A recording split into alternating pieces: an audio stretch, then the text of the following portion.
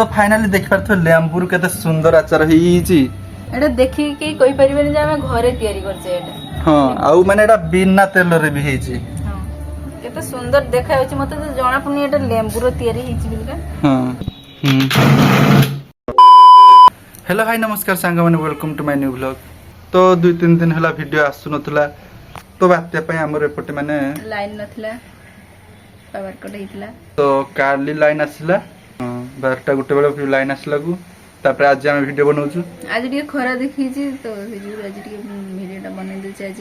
हां आज दीदी किसे बनाइबो आज बनेबा गोटे नुवा प्रकार रो गोटे आचार बनेबा लेंबू रे आचार बनेबा। तो आपण माने लेंबू आचार बनै जंती खरा रे माने सुकै के का बनै थिए किंतु आमे संगे संग बनेबा लेंबू रो आचार तेलटा देने सेटा बेसी दिन जे रहिबो पूरा किंतु आमे ए आचारटा बनेबा एथरे जम्मा तेल भी ठुपे दबानी। तो बिना तेल रे आमे आचार बनेबा लेंबू आचार किसे दरकार किसे में लेंबू दरकार चीनी तो दरकार आउ गुंड मसला का दरकार आउ लंका गुंड जीरा गुंड का तो बेसी किसी दरकार नहीं खाली लेंबू चीनी दरकार आउ मसला किसी दरकार एमती जीरा पाउडर लंका पाउडर लंका गुंड का एमती दरकार हो देखे पाए कि बहुत बढ़िया लागियो से आचारटा। तो कम समय रे बनेबा लेंबू रो आचार वर्ष जाइके रखी खाई परिया आपण। हां बहुत दिन रखी खाई परिया। तो वीडियो टी देखंतु हम केमती बनाउछु लेंबू रो आचार जानि परिबे। तो लेंबू रो आचार बनेया पय खाली चीनी दरकार आ लेंबू आ किछि मसला दरकार एठी अछि देखि पारथबे रेडी करके रखी दीजिए लेंबू चीनी लंका आउ एनो अछि जीरा गुंड आ गोटे गोलमरिच गुंड अछि। 8टा लेंबू रे हम बनाउछु ठीक अछि। मु काला लेंबू सही अछि। हां हमें 8टा लेंबू ही मिलिला 8टा लेंबू ही घिनि आनिमु। फर्स्ट हमें जळ दे देबा इना लेंबूटा धुइबा खाई पानी दे देबा हमें लूण दे देबा टिके लूण दबु पानी रो लूण हां एना लूण टिके दे देबा धुइ देबा लूण तोरे लेंबू गुडा को सेना धुइ देबा लूण पानी रो धुआ जियो।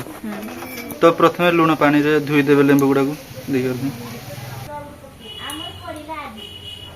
एबे में लेंबू गुडा को काटी देबा मझरी रकम काटी प्रथम रस बेसी अछि।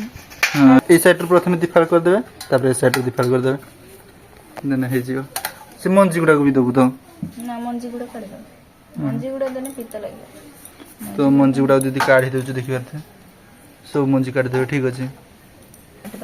गुट्टे लेंबू रो तानी केतटा पीस हबो 8टा पीस। हां गुट्टे लेंबू रो 8 पीस एमती करिया ठीक अछि देखि पारथे एई रकम मु जरकम बनाउछि सेमती बनेबे गोटे घंटा रे आचार पूरा रेडी हि छ।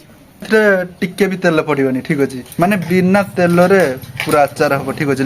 हां पेबल के तेल भी पड़िबनी ना। हां तो अबे देखि पाते सब लेंबू दीदी काटी सारी जी मंजी गोटे गोटे अछि मु काढी दे।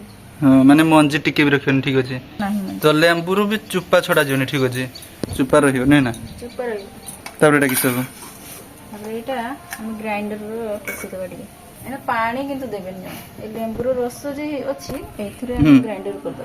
तो ए बेटा दीदी ग्राइंडिंग कर दो जो देखि पारथे ग्राइंडिंग कर दो एटा टिके माने एटी जे ग्राइंडिंग होतला माने छुट्टिया जार रो ग्राइंडिंग करते ना गइतला से तो सब लेंबू पानी माने ठीक रही छी एठिया ना जान नथि से ठीक रही जे तबरे करते पूरा चेयर रो गुट्टा सारा लेंबू पानी ठीक रही छी जति लेंबू पानी ठीक रही छी सरबत के थांदा गिलास। हां तो देख पारते बोर्ड जार रे हम टी पेसी दे जे एबे तो देख पारते एमती हाबरे पेस्ट कर दे पूरा पूरा एमती पेस्ट करियो ठीक अछि।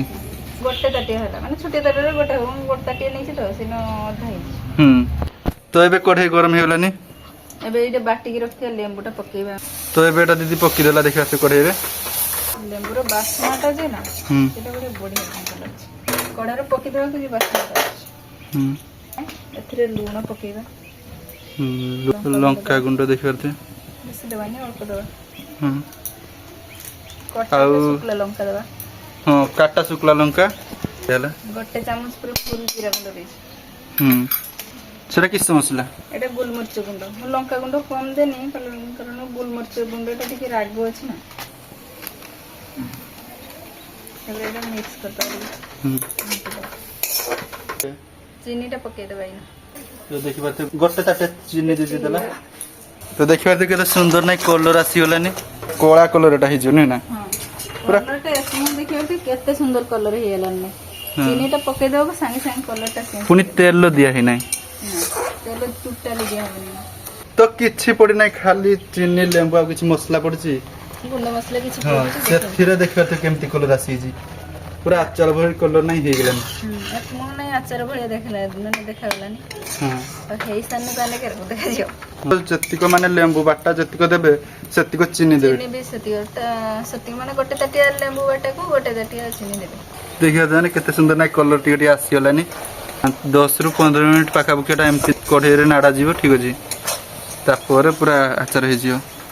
ତ ଫାଇନାଲି ଦେଖିବାର ତ ପୁରା ବହୁତ ସୁନ୍ଦର ଦୁଶ୍ଚ ଆଚାର। ଦୋକାନ ପରିକା ଆଚାର ହେଇଛି।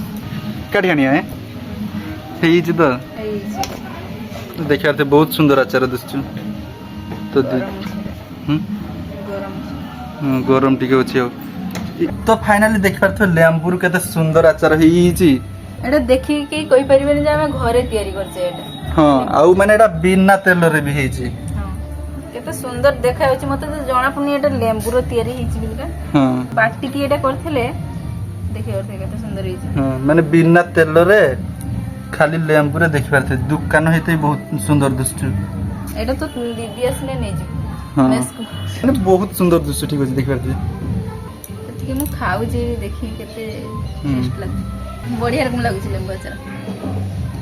ଯେତେଟା ଲେମ୍ବୁର ହେଇଛି ତ ଟିକେ ପିତା ଲାଗୁଛି, କିନ୍ତୁ ୟା ଟେଷ୍ଟଟା ବଢିଆ ରକମ ହେଇଛି। ତ ବହୁତ ବଢିଆ ଟେଷ୍ଟ ହେଇଛି। ଲେମ୍ବୁ ଆଚାର ସେଟା ପିତା ସବୁଆଡେ ପିତା ହିଁ ଲାଗେ। ହଁ ଠିକ ଅଛି, ମାନେ ଖାଇ ସାରିଲା ପରେ ଟିକେ ପାଟିକି ପିତା ଲାଗୁଛୁ। ବହୁତ ଟେଷ୍ଟ ହେଇଛି, କିନ୍ତୁ ପିତା ବି ଖାଇବା ଭଲ ଟିକେ। ଟେଷ୍ଟ ତ ବହୁତ ବଢିଆ ହେଇଛି। ଟିକେ ଟିକେ ପିତା ଲାଗୁଛି, ପିତାର ବି ବଢିଆ ଟେଷ୍ଟ ହଉଛି। ହଁ ମାନେ ଲାଷ୍ଟ ଆଡକୁ ଟିକେ ଖାଇ ସାରିଲା ପରେ ଲାଷ୍ଟ ଆଡକୁ ଟିକେ ପିତା ଲାଗୁଛି। ଆଉ ବହୁତ ବଢିଆ ବି ଦୁଶୁଥିଲା, ମାନେ ପୁରା ଦୋକାନର ଯେମିତି ଆଚାର ମିଳେ ସେମିତି ଆଚାର ଦୁଶୁଥିଲା। ଟେଷ୍ଟଟା ବି ସେମିତି ଲାଗୁଛି। ତ ଥାଉ ଆଜିକାର ଭିଡ଼ିଓ ଏତିକି ଥିଲା। ଆପଣମାନେ ଲାଇକ୍ କରନ୍ତୁ, ଚ୍ୟାନେଲକୁ ଯଦି ନ ଆସିଥିବେ ତାହେଲେ ସବସ୍କ୍ରାଇବ୍ କରନ୍ତୁ। ରହୁଛି ବାଇ।